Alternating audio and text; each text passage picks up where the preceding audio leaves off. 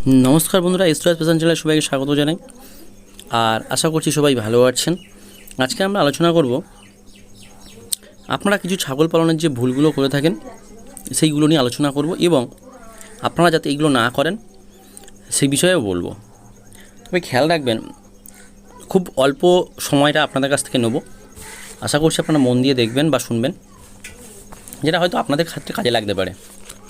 দেখুন, আমরা সবাই প্রত্যেকে কিন্তু কিছু টাকা পয়সা ইনকামের ইচ্ছায় যে কোনো ব্যবসা আমরা বেছে নিই। সেটা গট ফার্মিং হতে পারে, মুরগি ফার্ম হতে পারে, মাছ চাষ হতে পারে, বা কোনো ব্যবসা বাণিজ্য দোকান থেকে শুরু করে এক্সট্রা হতে পারে।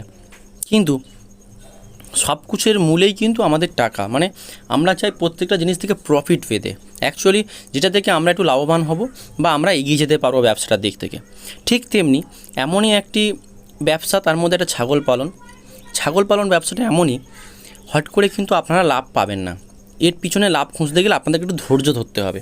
আপনি আজকের 5টা ছাগল আনলেন, আপনি বললেন 1 বছরের মাথায় আমার এক্ষুনি 50,000 টাকা দিতে হবে, এটা কিন্তু এর থেকে সম্ভব নয়।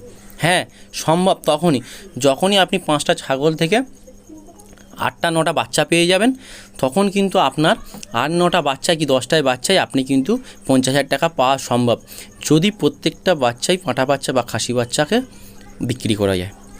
তাহলে আপনি তো মানে মগের মুল্লুক না, আপনি ইচ্ছা করলেন যে আপনার সবকটাই পাঁঠা বাচ্চা হবে, আপনি খাসি করে বিক্রি করবেন, এমনটা নয়। তার মধ্যে বকরিও হবে, অর্থাৎ আপনাকে তার জন্য ধৈর্য ধরতে হবে।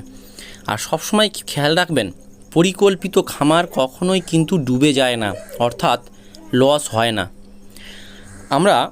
আমি ছোটো করে একটা স্টোরি বলি আপনাদেরকে, আপনাদের হয়তো সময় নষ্ট হবে কিন্তু আপনাদের কাজে লাগবে।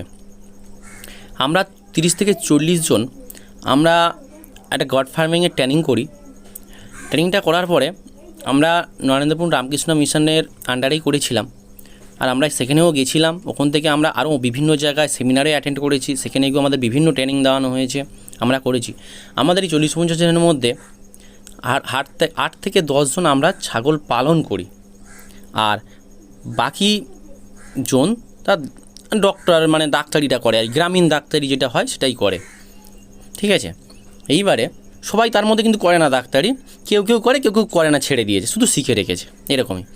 এই যে আমরা 5-7 জন যে ছাগল ফার্মিংটা করছি, তার মধ্যে কিন্তু আমাদের মধ্যে একজন ছিল যে প্রচুর টাকা ইনভেস্ট করেছিল, প্রায় 1.5 থেকে 2 লাখ টাকা গাট ফার্মিংয়ে ইনভেস্ট করেছে। ইনভেস্ট করে বিশাল ঘর, মাচা পদ্ধতি, অ্যাসবেস্টার দিয়ে চারদিকে জাল দিয়ে, বিশাল ব্যাপার, এলাহি ব্যাপার। মানে সেটা বললে হয়তো খারাপ লাগবে, তো সে শুনেও যদি ভিডিওটা খারাপ লাগবে, কিন্তু এমন একটা টাইম এলো তাকে সব বন্ধ করে দিতে হলো। তার কারণ এটাই, সে ছাগল পালনটাকে কিন্তু ভালোভাবেই নিয়েছিল এবং ব্যবসা হিসাবে করবে বলে প্রচুর টাকা ইনভেস্টও করেছিল, কিন্তু একটা ছোটোখাটো ভুলের জন্য ব্যবসাটা সে বন্ধ করে দিল। তার কারণ নিজেদের পারিবারিক অশান্তি। মানে আমি ছাগল পালন করছি, আমি দেখা যাচ্ছে আমার ওয়াইফকে কিংবা আমার বাড়ির বোনকে কিংবা আমার বাড়ির মাকে কাউকে বলে গেলাম যে আমি এই মুহূর্তে থাকছি না, তোমরা একটু ছাগলটা একটু দেখো বা ট্রিটমেন্ট করো, এই সমস্যা এইগুলো তারা দেখলো না, অনীহা করলো। আর আমি যতটা ছাগল পালনে আমি যতটা গুরুত্ব দিয়ে দেখবো, বাড়ির সবাই হয়তো অতটা বেশি গুরুত্ব দিয়ে দেখবে না। এই মনোমালিন্যে যে আমি কার জন্য খাটছি, আমি তো সব পরিবারের জন্য করছি, বা আমি তো তোমাদের জন্যই কাজ করছি, তোমরা যদি একটু সময় না দাও আমার অবর্তমানে বা আমার অ্যাবসেন্টে, তোমরা যদি না একটু হেল্প করো, ছাগলের ট্রিটমেন্ট করা, ওষুধ খাওয়ানো, তাদের লক্ষ্য নজর রাখা, বাচ্চাগুলোকে ঠিকঠাক দুধ খাচ্ছে কিনা দেখা, তাদের পরিমাণ মতো ঘাস দেওয়া, এইটুকুনি যদি অফ টাইমটা না করতে পারো, তাহলে তোমাদের মধ্যে কী হবে? তাহলে আমরা তাহলে কাদের জন্য খাটছি এত? এই করে নিজেদের স্বামী স্ত্রীর মধ্যে গণ্ডগোল করে টোটাল 1 লাখ টাকার ছাগল এনেছিল সে, বড় বড় ক্রসবিট, সব বিক্রি করে দিল 60,000 টাকায়, মানে রাগে দিয়ে। বিশাল ঘর সেইভাবে পড়ে আছে ছাগলের, সেই ঘর দর সেইভাবে পড়ে আছে। এই হচ্ছে এটা বলার একটাই কারণ যে আমরা নিজেদের ছোটোখাটো ভুলের জন্যই কিন্তু আমরা ছাগল পালন বন্ধ করে দিই। শুধু এটা বড় কারণ, অনেক সময় মহামারীও অ্যাটাক করে। এটা আমি জাস্ট একটা নিজেদের ব্যক্তিগত সমস্যা দেখালাম, এরকম হয়। কিন্তু আমি নিজে এত টাকা কোনো ইনভেস্ট না করে শুধু একটা রেডিমেড ঘর, খড়ের দিয়ে বাঁশের চালা করে চারদিকে ঘিরে তিরপল দিয়ে ঘর করে আমি ছাগল পালন করছি। 15টা 20টা 30টা যখন হয় আমি সেরকম পারি সেরকম পালন করি, আবার ছেড়ে দিই, আবার পালন করি। তাহলে কীভাবে করছি? আমাদেরও পরিশ্রম করতে হয়, আমাদেরও কষ্ট করতে হয়।